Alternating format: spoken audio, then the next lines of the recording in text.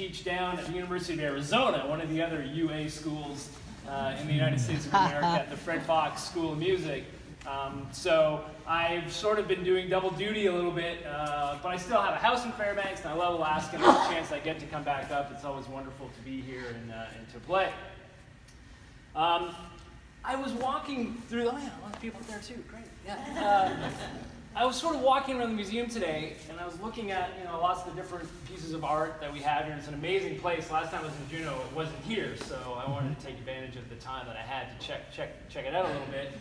And it dawned on me that, with visual art, as an artist, if you're a visual artist, and I'm sure there's some of you here today, one of the things that we're always trying to be is original and unique and different, and it's, as lovers of visual arts, that's what we also look for. Like, wow, I've never seen something like this before. Like, I've never experienced this kind of drawing or this sort of sculpture before, and it resonates with us, and we are attracted to that. And in fact, I would argue if you're trying to have a career as a visual artist, kind of the number one thing that you need to be is original, unique, different, interesting, offer something that hasn't been seen before to sort of help you with your career.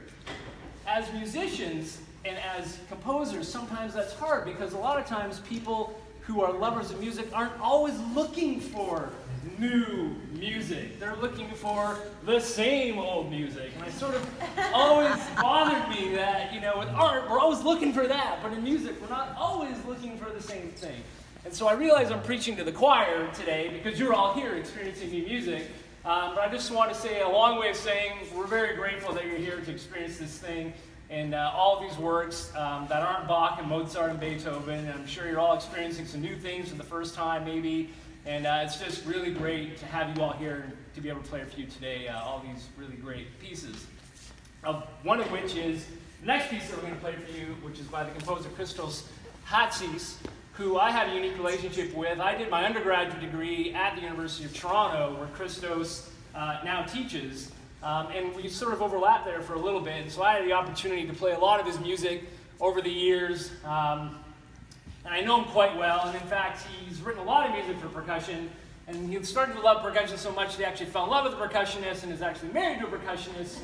As I said yesterday, it wasn't a student there, so I don't want you to get the wrong idea about Christos Hatzis. There was actually a faculty member named Beverly Johnson who showed up there after I left the school, and she's probably premiered most of the works that he's written that has percussion in it, and this piece is no exception to that. What you're going to hear with this is obviously a flute and a vibraphone, and also a pre-recorded tape, which I understand you heard a little snippet of. That wasn't part of the show, but I guess these things happen. And so what that tape is Christos went out into northern Canada to record field recordings of Inuit female throat singers from Nunavut, from the village of Nunavut. And he would take these recordings, and he has a lot of pieces that he utilizes this sort of technique, and then he manipulates that and sort of creates a really interesting, unique sonic background electronic tape part that musicians then play along with while they're doing the piece. And again, you're going to hear examples of this. You're going to very clearly hear these female throat singers within this piece. And so with that, I also wanted to quickly just say, I ran a festival in San Diego right before I got here, like literally finished Sunday night there and got on a plane Sunday night and came here to do this. And having run festivals and will continue to run festivals, it's a tremendous amount of work and energy. A lot goes into these things, and I was very grateful that I could just show up here and just like, oh, when's rehearsal? Great, I'll get coffee, and rehearsal.